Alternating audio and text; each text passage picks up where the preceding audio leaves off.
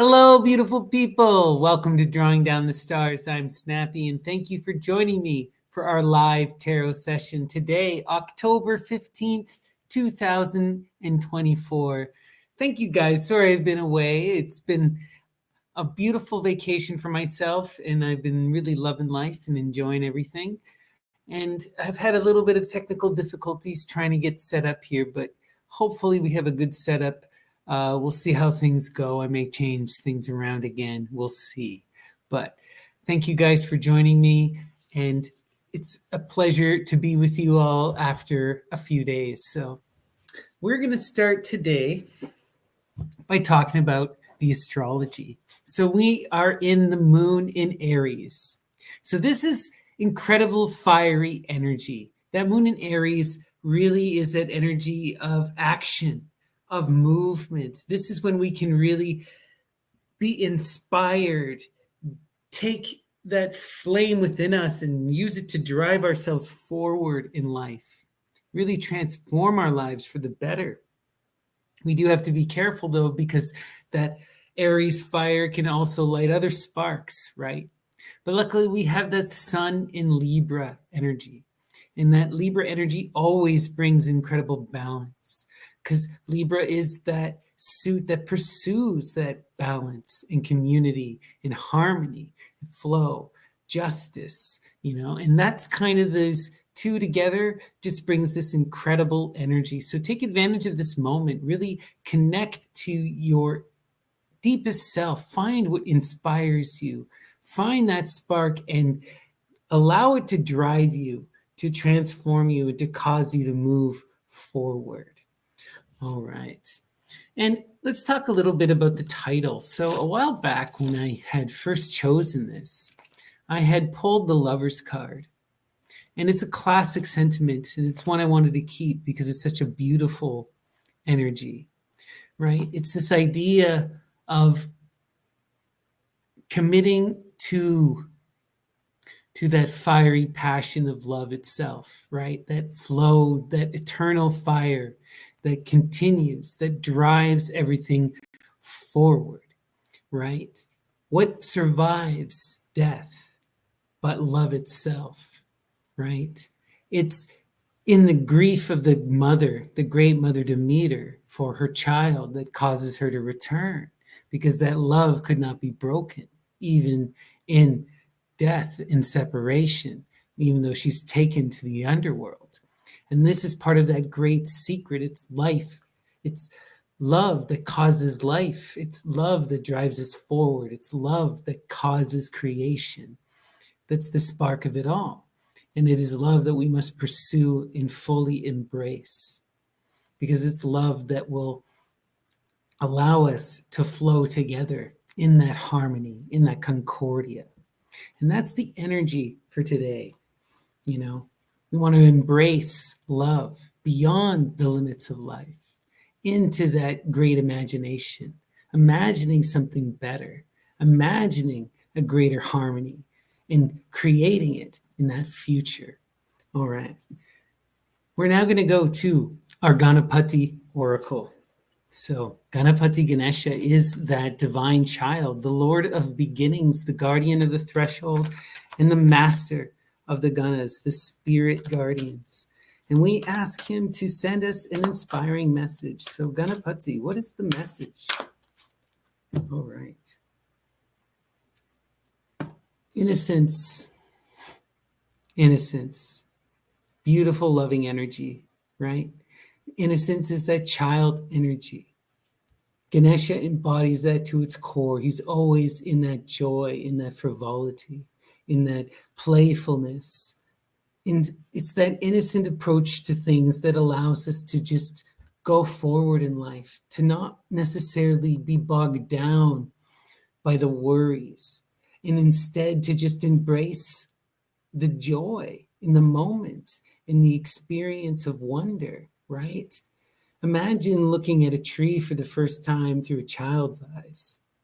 What was that like? What is that like? It's incredible. And you can still channel this energy. That innocence is not beyond you. It is something that is deep, inherent in all of us, right? It is something that we learn to avoid because it can breed issues in terms of it can be abused. People can take advantage of that innocence. But we can tap into this as adults in moments in our life when we are safe and secure, when we know this about ourselves, right? It's about finding that balance again and about utilizing this energy in our own life. Beautiful. All right. We are now going to go to our sortes. So today I got some fun books for you all. We got a few new ones. And we're going to start today with Paradise Lost, Paradise Regained by Milton. All right. Muses. Oh, and for those of you unaware, the sortes is a form of bibliomancy, that is divination through literature. It comes to us from the Greco-Roman tradition, and we invoke the goddesses of inspiration, the divine muses. We ask them to send us a message through the text. So, muses, what is the inspiring message? Okay. Divinity within them breeding winds, wherewith to scorn the earth. Divinity within them breeding wings, wherewith to scorn the earth.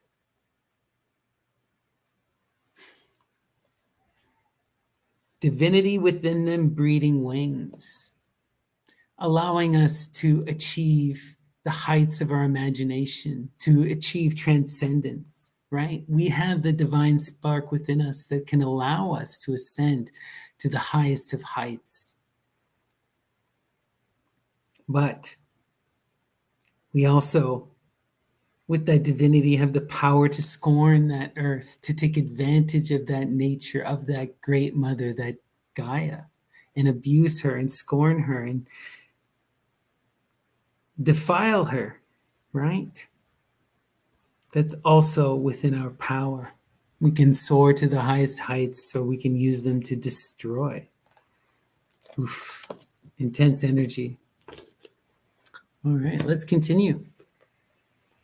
We are going to go to The Telltale Heart in Other Writings, Edgar Allan Poe. All right. Muses, guide my hand. What is the message from Edgar Allan Poe?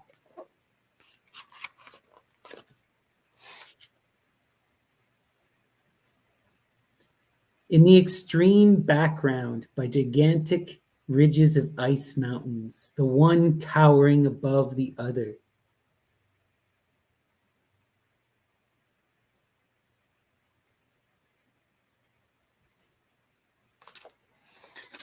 You know, this imagery of towers and mountains in the background. This is an intense kind of image that we see throughout the mythology, right? A lot of these great mother goddesses are associated with the mountains. The mountains are the homes of the gods, right? The mountain is the seat of Olympus. You climb the mountain to ascend to the stars, right? That is where you can draw down the moon. It's this deep connection, right? And this idea of the tower as well, this towering, trying to build something in which we can achieve that divinity upon the earth. Intense. But then also that image of the ice and freezing, of the cold, and in that extreme background, that lumbering, towering, mountainous image in the background, that great mother, towering, slow as ice, but still that energy that drives it all. Remember, we are but a moment. We are but a mere speck in the face of creation, right? And though our lives are anything but trivial, the great mother is flow itself, right? Let us continue. All right. Brave New World, Aldous Huxley. Aldous Huxley. All right. Muses, guide my hand. What is the message from Huxley? Inspire me. All right. Oh, she doth teach the torches to burn bright. Oh, she doth teach the torches to burn bright. It seems she hangs upon the cheek of night like a rich jewel in an Ethiop's ear, beauty too rich for use, for earth too dear. Ooh, that's beautiful. Oh, she doth teach the torches to burn bright. It seems she hangs upon the cheek of night like a rich jewel in an Ethiop's ear, beauty too rich for use, for earth too dear. We have that divine virago, too dear for the earth, who transcends to the stars at the start of the Iron Age, and who will return to bring back the Golden Age once again anew. Right? And Saturn's reign returns. Beautiful. Estrella. Wow. Let's continue. We're now going to go to The Bell Jar by Sylvia Plath. Okay. Muses guide my hand. What is the message from Sylvia Plath? Inspire us this evening. Against the khaki-colored sand and the green shore wavelets, his body was bisected for a moment like a white worm. Whoa. Against the khaki-colored sand and the green shore wavelets, his body was bisected, cut in half for a moment like a white worm. But what she means is the foam of the waves that breaks apart. Oof. That is such an intense image. Wow. Bisected, split in half, and then crashed back together. This makes me think of anyone who's had any, we'll just say, enjoyed a certain type of mushroom will know what that feeling is, to be bisected and to come crashing back together. Wow. Crazy. Let us continue. We're going to go to The Stranger by Albert Camus. Muses, guide my hand. What is the message from Camus? Inspire us. The magistrates seem to have lost interest in me and to have come to some sort of decision about my case.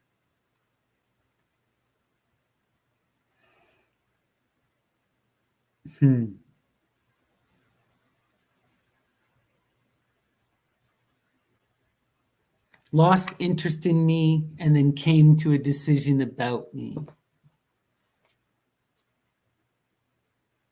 Wow. The magistrates seem to have lost interest in me and to have come to some sort of decision about my case. This feeling of being divinely judged, right, by something that's disinterested, and that burden of the law that doesn't care about you yet comes down with that hammer. And that's such a harsh reality. Oof. Scary. All right. We're going to go now to The Divine Comedy by Dante. All right. Muses, what is the message from Dante? Inspire us this evening. Oh, sweet brother, what would you have me say? Already I foresee a time to come to which this time will not be too distant. For when from the pulpits the brazen women of Florence will be forbidden to go around displaying their breasts and nipples. Holy, oh sweet brother, what would you have me say? Already I foresee a time to come to which this time will not be too distant, when from the pulpits, that's from the churches, right? The brazen women of Florence will be forbidden to go around displaying their breasts and nipples. Forget so much about the scantily clad, that's beside the point. The point is from the pulpits controlling the autonomy of women, individuals, free individuals. That's terrifying, and that should frighten everyone. We have to resist that kind of tyranny, religious tyranny, at all costs. Oof. All right, let's continue. Goethe, Faust. Muses, guide my hand. What is the message from Faust? Inspire us this evening. Will you forgive the liberty I took? My own audacity surprised me, so to accost you by the ministered door. Oh my gosh. And again, we're seeing this violence, sexist violence on display again from the muse. Will you forgive the liberty I took? My own audacity surprised me, so to accost you by the ministered door. This is appalling, you know? Oof. An intense image. And it's a reminder to us all that we have to stand up against that kind of discrimination when we see it from all sides, right? It's intense, and that kind of stuff goes so unspoken, and it is allowed to fester.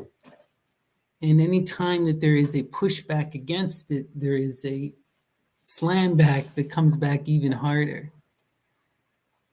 But justice is justice, and justice must be spoken.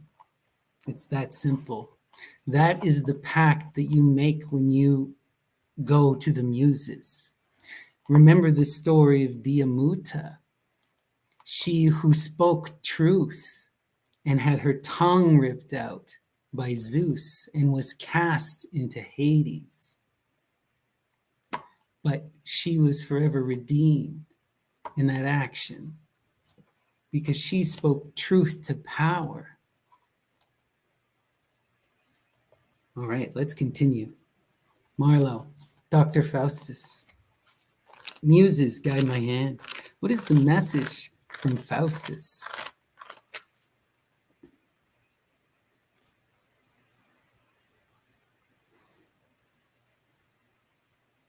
Faustus I have, and because we will not be unprovided, I have taken up His Holiness's privy chamber for our use. I've read this one before, but again, Dr. Faust finds himself in the toilet of the Pope. He can wish himself to get into Rome, and where does he find himself? In the toilet of the most vile place imaginable, the Vatican. Oh gosh. All right, let's continue. Byron. All right.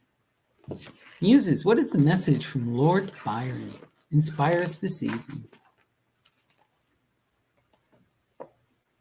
He died. His death made no great stir on earth. His burial made some pomp. There was profusion of velvet, gilding, brass, and no great dearth of aught but tears, save those shed by collusion. For these things may be bought at their true worth. Of eulogy there was the due infusion, but also in the torches, cloaks, and banners, heralds and relics of old Gothic manners. Oh, this is kind of wild to me because I was actually having a conversation about funerals for some reason, and disingenuous funerals. People engaging in that act of performative mourning. And it's such a wild thing to see it on display here. He died, his death made no great stir on earth, his burial made some pomp. There was profusion of velvet, gilding, brass, and no great dearth of aught but tears, save those shed by collusion. For these things may be bought at their true worth. Of eulogy there was the due infusion, but also in the torches, cloaks, and banners, heralds, and relics of old Gothic manners, formed a sepulchre melodrama. Oh, Byron.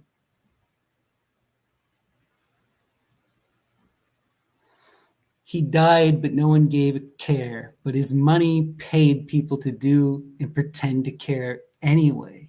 And it was all a waste for nothing. Wow. Okay. We're going to go to Magia by Alan Chapman. Muses, what is the message from Alan Chapman? Inspire us this evening. The spider catches the fly after toiling all day and all night making its web. It then wraps it in death in order to sustain itself until the day comes when it can no longer make its web and it dies. You should instead make of yourselves a caterpillar that, knowing the futility of the web, cocoons itself in silence, still, and devotion, and giving itself to itself, lies down to die. To die and be transformed in that silence. Wow. And again, this makes me think of that great hidden goddess, Larissa Lala Diamuta Acalarentia. Wow.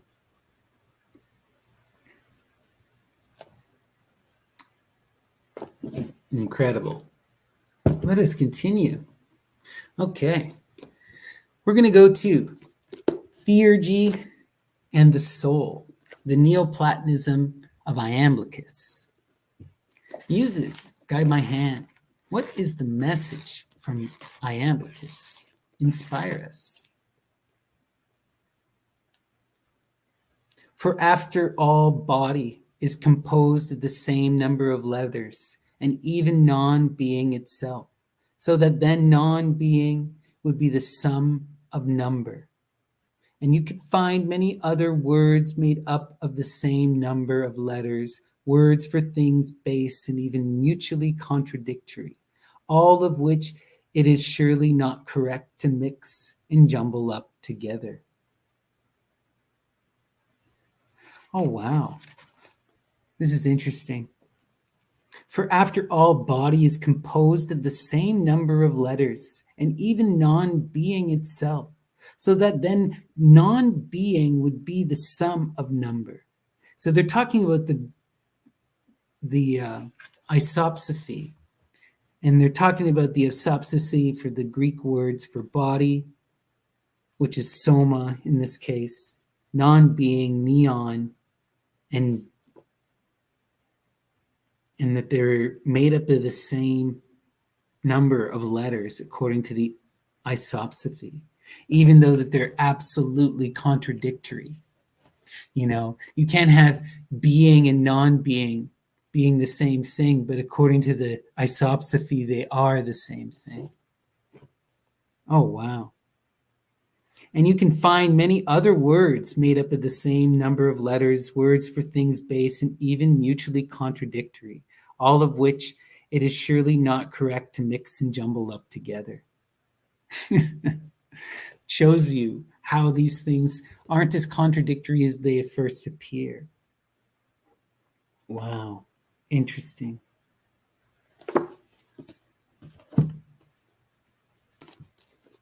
Okay, we're now going to go to Euripides, 10 plays. All right. Muses, guide my hand. What is the message from Euripides? Inspire us this evening. Then I will speak, and my preface will be this. I wish you had a better heart, my mother.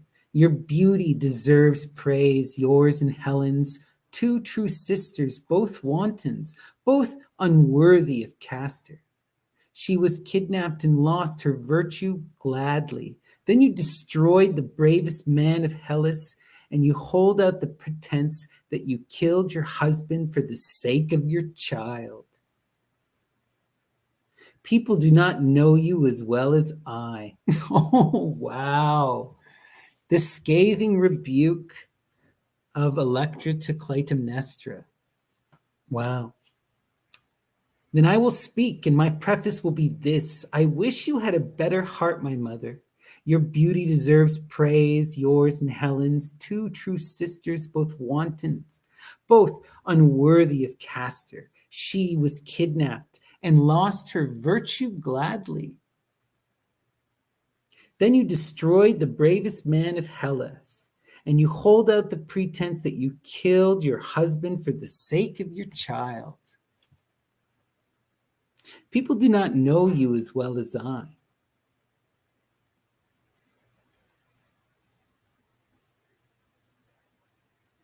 Had nothing to do with the child at the end of the day in this version. Wow. Kidnapped and lost her virtue gladly. She fell in love, and then her parents destroyed her husband. Right? Whoa. Intense. All right, we're going to do one more sortes, and then we're going to hop to our tarot proper. And we're going to go to Three Tragedies by Lorca. All right. Muses, guide my hand. What is the message from Lorca? Inspire us this evening.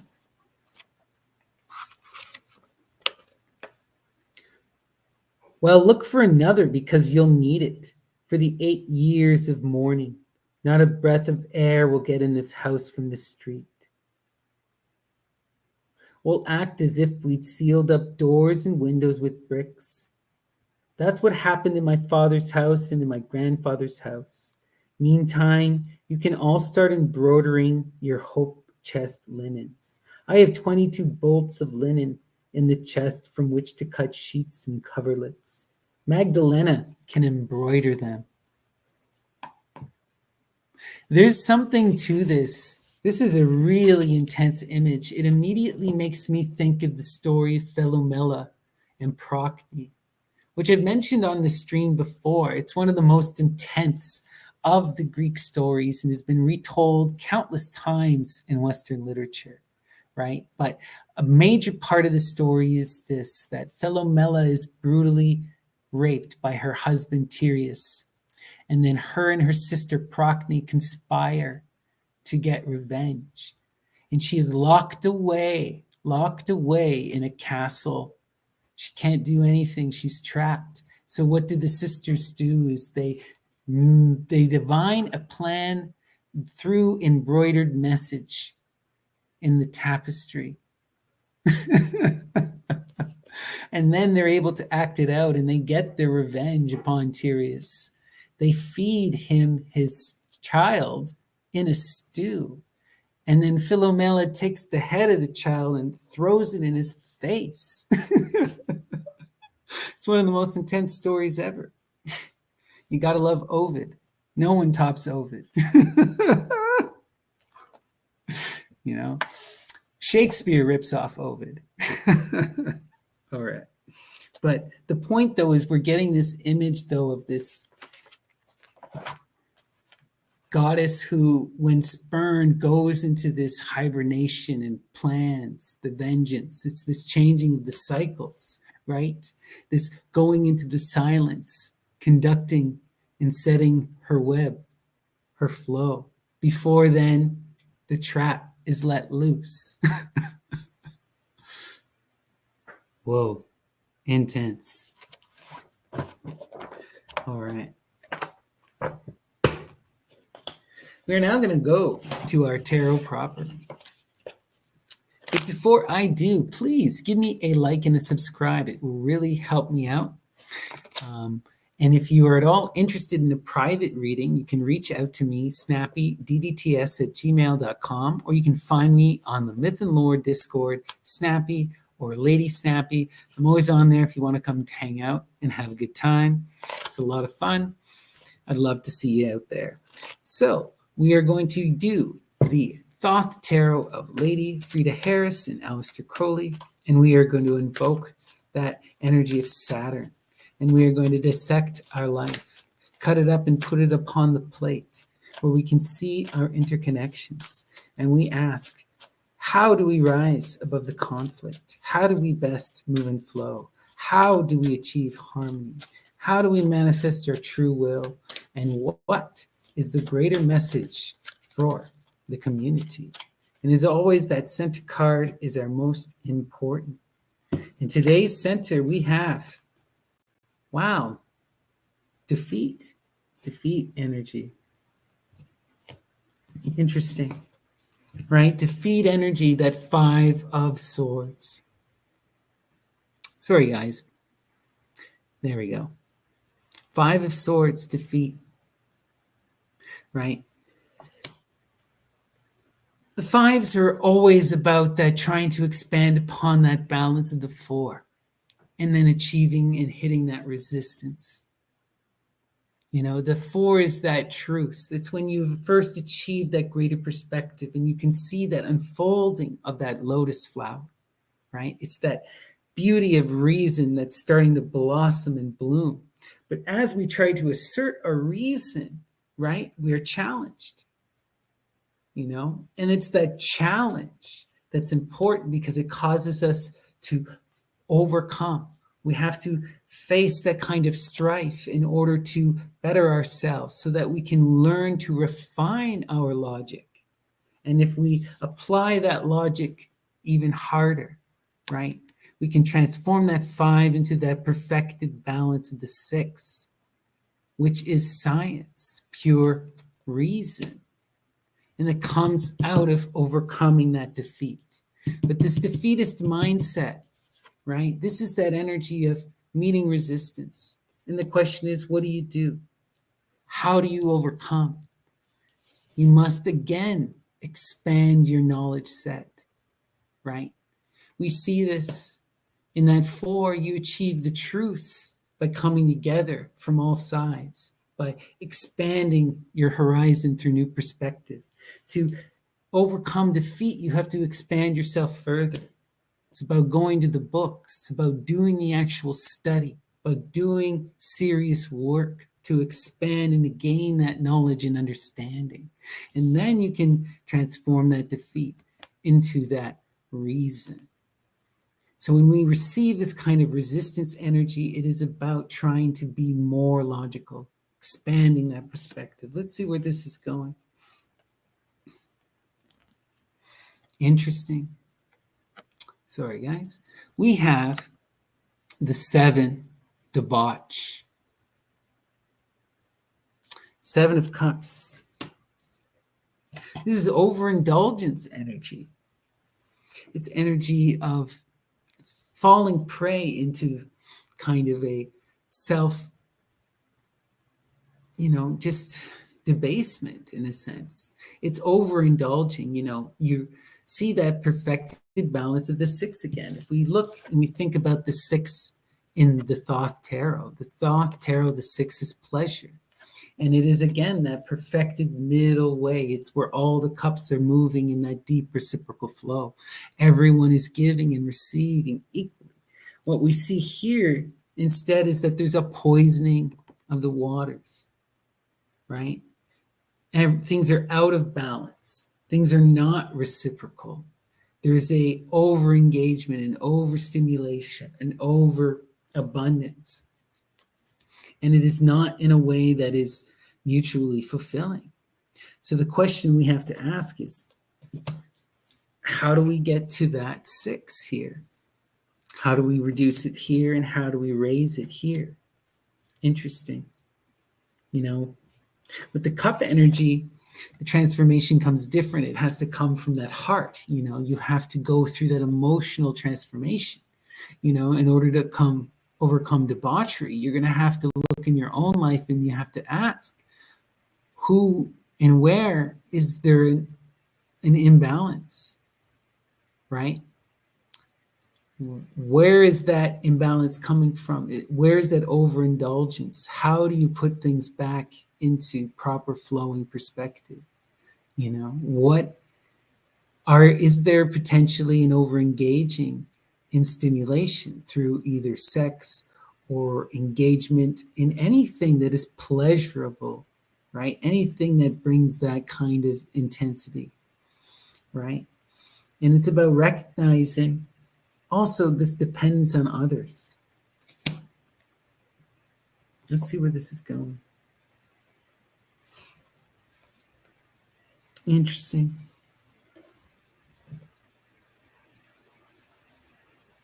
We have the magician. So now I'm starting to see things really clearly here. Okay. So on our main spread, then, we have the magician on the far end connected to that defeat and to that debauch.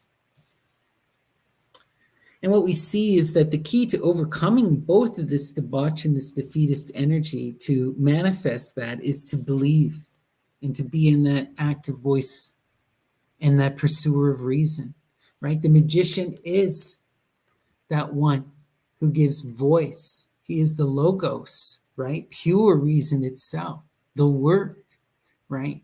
The calling into action, the creation of that story. So you have to imagine and project and create that middle way. You have to find the flow and the balance. And what I'm seeing here is that things are not terrible, right? This is just one away from that balance of the six. This is just one away from the balance of the six. With some fine tuning and tweaking, you're right in that middle path. You're almost there. We just need to embody this magician energy in this moment. Where's this going? Connected to that family, to that four. Building of that foundation, creating of that foundation, engaging that foundation. Coming together to truly build something tangible in the present. And what I'm seeing here is that there's this belief that this is almost unachievable or it is going to be a struggle to achieve. Even as it's appearing in our spread, even as it's here, there's this belief or there's this perception that it's going to be a struggle, right? Where's this energy going? Oh, wow. We have that Hierophant, Taurus and Venus, right? The great goddess Hera and her energy, her speaker on the earth, right? That long-term flowing energy, that will of nature, the true law, right? When we see this kind of energy, it's that coming together with that family for the purposes of this kind of traditional bringing to create a family, for that purpose, for the manifestation of that foundation. And it's about fulfilling that role, right? That traditional role for the creation of new generation and new life. Wow. And that comes together with the truths. I was mentioning this card earlier, and you can see, right?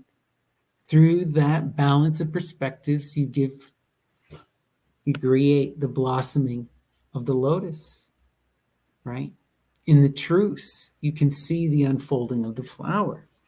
And what we're seeing here is that the family, this power comes together when it's a shared of perspectives for the purpose of that mutual creation, and about making those bonds a reality. Interesting. Wow. Intense energy. Let's see where it's going.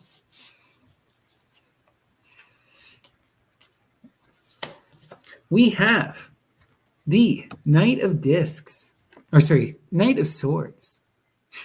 This is interesting. The Knight of Swords to that defeatist energy and pursuing that power, that foundation, right? The Knight of Swords is that mature energy, that one who's pursuing logic and understanding, who's going out in the world to defend righteousness and speak truth to justice. It's really powerful, beautiful energy. It is that high and flighty energy, right? It is energy that's very high-minded and may not be grounded. And so I think that's where this defeat is coming from. Even though this Knight of Swords is a very mature, very thoughtful person, they are struggling to imagine themselves building the foundation. Interesting. What's it going? Oh, wow. So now connected to the Knight of Swords, we have that love. Two of Cups coming together for the purpose of that love. That's beautiful. And then we see that Knight of Swords is in pursuit of that loving connection. Wow. Where is this going? And it's about building and creating of the tower. We have the power, the creation of the first foundation, the coming together of perspectives in that truce, right? We have the beginnings of this, and then we have the manifestation of that tower, the actual physical creation of it. And it is a product of that love. And it's a product of that Knight pursuing that dream. They just need to overcome that defeatist energy. They need to overcome that debaucherous energy. Interesting. All right. So now we have our full square. I'm going to flip my camera here so you can get a better look. So let's see here.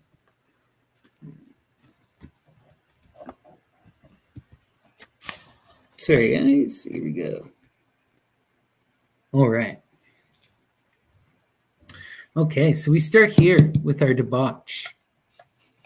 And as you can see, the debauch here, what we're seeing is that there's a bit of an overstimulation and a stagnation. It's for this, there is this deep loving connection, but there's this need to focus on that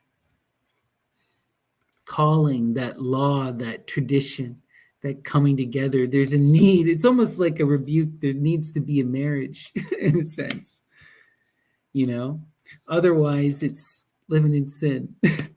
I don't mean it literally, but it's that kind of a vibe. It's this idea of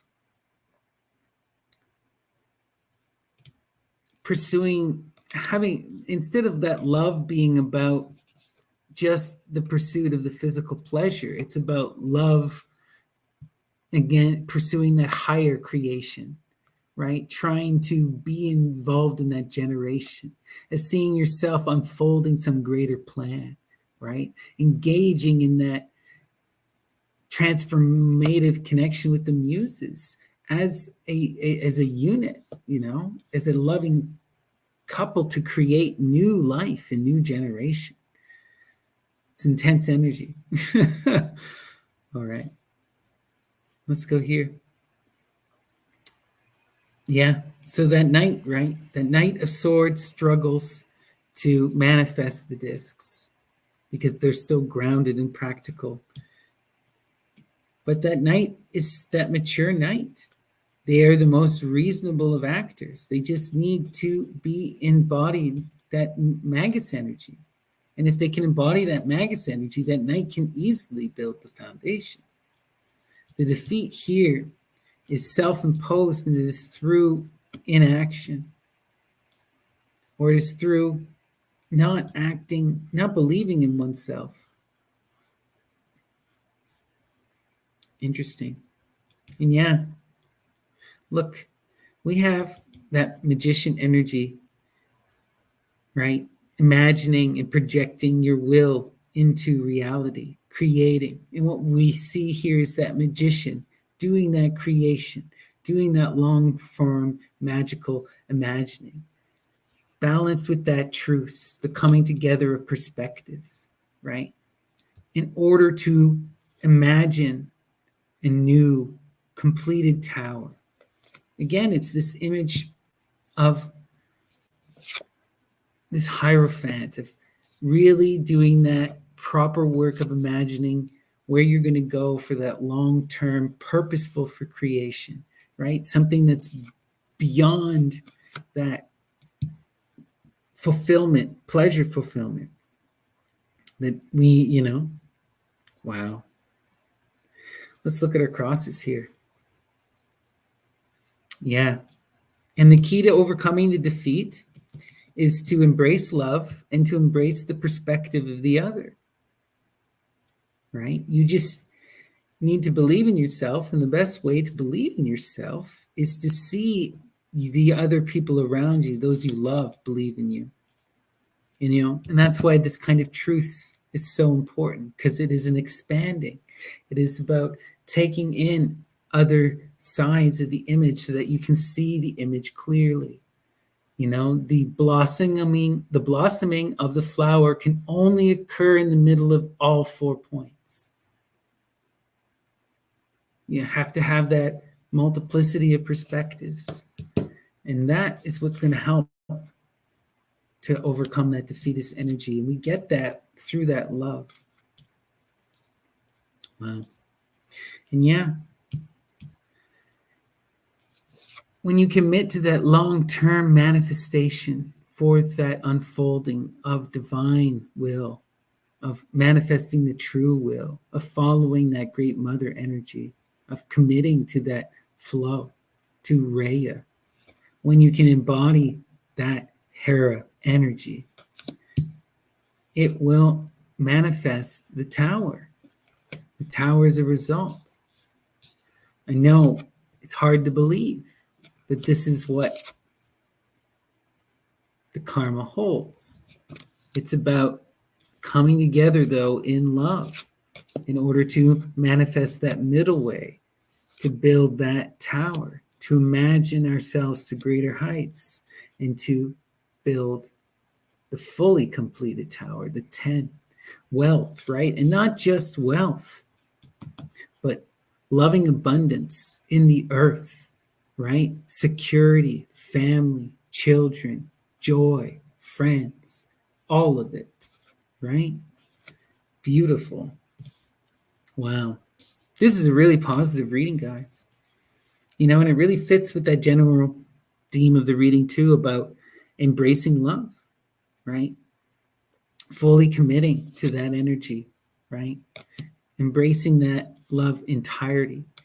And that's what will bring in that balance of perspectives, that will manifest that tower, that will transform that defeat into reason, that'll bring that debauch into that perfected reciprocal pleasure. All right, everyone. That's the message. I hope it resonated with you. It certainly resonated with me. All right. Oh, sorry, guys. Here we go. Okay, we're going to do one more sortes, and then we're going to call it an evening. And I think we're going to go to Lao Tzu, the Tao Te Ching. All right. Muses, what is the message for Lao Tzu? What do we end our audience with this evening? Forgetting knowledge, the contrast between learning and the Tao. It is only by the Tao that the world can be won. Forgetting knowledge. Oh, wow. Forgetting what you think you know in order to realize what you've already known. Wow. All right, everyone. That's the message. Thank you so much for joining me. Thank you for having patience with me during the vacation. And please leave a like, leave a comment. And if you're at all interested in a private reading, reach out to me, snappydtts@gmail.com, or find me on the Myth and Lore Discord.